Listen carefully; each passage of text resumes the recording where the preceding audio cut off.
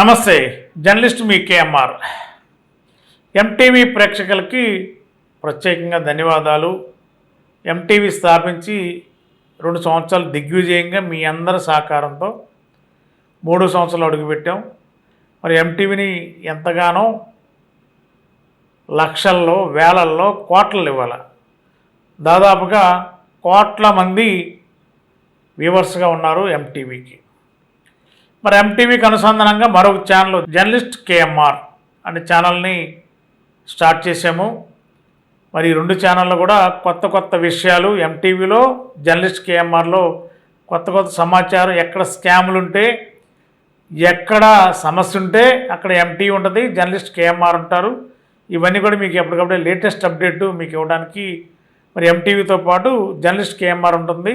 మరి ఈ 2 ఛానల్ని మీరందరూ కూడా శ్రేయోభిలాషులు, ఆత్మీయులు, ఫ్రెండ్స్ అందరూ కూడా సబ్స్క్రైబ్ చేసుకోండి, లైక్ చేయండి, షేర్ చేయండి. అందరికీ తెలుగు రాష్ట్రాలే కాదు ఇతర దేశాలు కూడా ఈ 2 ఛానల్స్కి ప్రజాదరణ ఉంది. మరి ఇంకా ప్రజలు మీ సమస్యల మీద మేము అనేక రకాల కోణాల్లో వెళ్ళి క్షుణ్ణంగా తనిఖీ చేసి సమాచారం ఇస్తున్నాం. కాబట్టి మీ వంతు పాత్రగా ఈ 2 channels MTV Telugu digital media, journalist KMR ఛానల్స్ని సబ్స్క్రైబ్ చేసుకోండి, లైక్ చేయండి, షేర్ చేయండి. ఇప్పుడు ఆంధ్రప్రదేశ్ అంతా కూడా, తెలంగాణ రాష్ట్రమే కాదు ఆంధ్రప్రదేశ్లో కూడా ప్రస్తుతం ఈ రోడ్డు ప్రమాదాలు, బస్సు, ప్రైవేట్ ట్రావెల్స్ ప్రమాదాలు అధికంగా ఉన్నాయి. మొన్న కర్నూలు, నిన్న చేవేళ్ళ, రాత్రి సింతలపూడి, అంటే ఏలూరు జిల్లా సింతలపూడి కాన్స్టిట్యున్సీ పరిధిలోని జూబ్లీ నగర్. మరి అక్కడ హైదరాబాద్ నుండి, అంటే ఏలూరు నుండి హైదరాబాద్ వెళుతున్న బస్సు సింతలపూడి మీదుగా లింగపాలెం ఆ సరౌండింగ్లో ఉన్న వాళ్ళందరూ కూడా ప్రయాణికులు ఎక్కించుకొని హైదరాబాద్ వెళ్ళాలి ఆ బస్సు. మరి ఆ బస్సు వెళ్ళాలి అంటే డ్రైవర్ ఎలా ఉండాలి, డ్రైవర్ కండిషన్ ఎలా ఉంది, ప్రైవేట్ ట్రావెల్స్ ఇంకా కూడా మార్పు రాలేదా, యాజమాన్యాలు ఇంకా ఈ లక్షల కోట్ల రూపాయలు దోపిడీ, ప్రజల నుండి దోపిడీ చేసి ఎంతమంది ప్రాణాలని బలి చేయాలనుకుంటున్నారు ఈ ప్రైవేట్ ట్రావెల్స్ యాజమాన్యాలు. మరి అదేవిధంగా రవాణా శాఖ, ఓ పక్క చేవేళ్లలో దాదాపుగా 20 మంది, కర్నూలు బస్ దగ్ధంలో దాదాపుగా 20 మంది. మరి ఈవేళ ఏలూరు జిల్లా చింతలపూడి దగ్గర జరిగిన ఈ బస్సు ప్రమాదం, టర్న్ చేసుకునేటప్పుడు డ్రైవర్ పూర్తిగా మధ్యలో ఉన్నాడని కూడా సమాచారం వస్తుంది. డ్రైవర్, క్లీనర్ పరారైపోయారు. ప్రయాణికులు మాత్రం ఒక వ్యక్తి సాఫ్ట్వేర్ ఇంజనీరు చనిపోయాడు, మిగిలిన వాళ్ళకి తీవ్ర గాయాలు అయ్యాయి. ఇది పరిస్థితి. ఇప్పటికే అనేక చోట్ల అనేక బస్సు ప్రమాదాలు జరుగుతున్నాయి. కానీ అధికారులు ఈ ఘటన జరిగినప్పుడు మాత్రం ఒక్కసారి తుల్లి పడుతున్నారు, అంటే నిద్రలోంచి లేస్తున్నారు. ఆ గంట లేదా ఆ రోజు తూతూ మంత్రంగా తనిఖీలు చేస్తారు. ముఖ్యంగా రవాణా శాఖ ఏం చేస్తుంది? ఇంకా నిద్రమత్తు వేడడం లేదా ఈ రవాణా శాఖ? ఇన్ని బస్సులు ప్రమాదానికి గురవుతున్నాయి.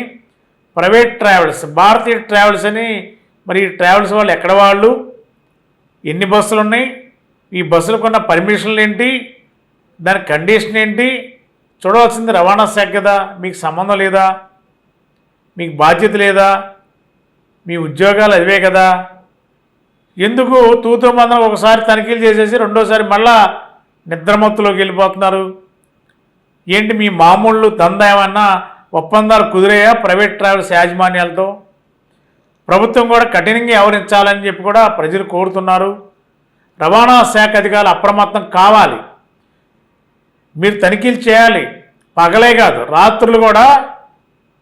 ప్రైవేట్ ట్రావెల్స్ బస్సులు బయలుదేరేటప్పుడు బస్సు కండిషన్ ఎలా ఉంది, డ్రైవర్ కండిషన్ ఎలా ఉంది?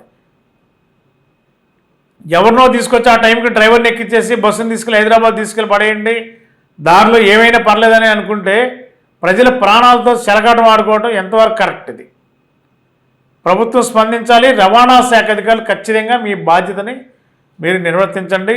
ఇట్లాంటి రోడ్డు ప్రమాదాలు, ముఖ్యంగా ప్రైవేట్ ట్రావెల్స్ యాజమాన్యాలు లక్షల రూపాయలు లంచాలు ఇచ్చి అధికారులు తమ గుప్పిట్లో పెట్టుకుని ఈ ప్రైవేటు బస్సులు పెట్టేసి వ్యాపారం చేయాలనుకున్నప్పుడు ప్రభుత్వం కూడా కఠినంగా వ్యవహరిస్తేనే మరి ప్రమాదాలు తగ్గుతాయి, ప్రజల ప్రాణాలు కాపాడుతాయి. రవాణా శాఖ అధికారులు ఇప్పటికైనా నిద్ర లేస్తారా, లేవరా? ఎలాంటి యాక్షన్ జరిగితే ఒకరోజు మాత్రం యాక్షన్ చేస్తారా? తర్వాత మళ్ళీ నిద్రలోకి వెళ్ళిపోతారా? ఎంటీవీ కూడా ఇక్కడి నుంచి రవాణా శాఖ పనితీరు పైన, రవాణా శాఖ ఎక్కడెక్కడ అప్రమత్తం చేస్తున్నారు, రవాణా శాఖ విధులేంటి, వాళ్ళు ప్రజలకి గవర్నమెంట్కి టార్గెట్లు కోట్ల రూపాయలు టార్గెట్ ఇవ్వడం, గవర్నమెంట్ చెల్లించడం అది వేరు.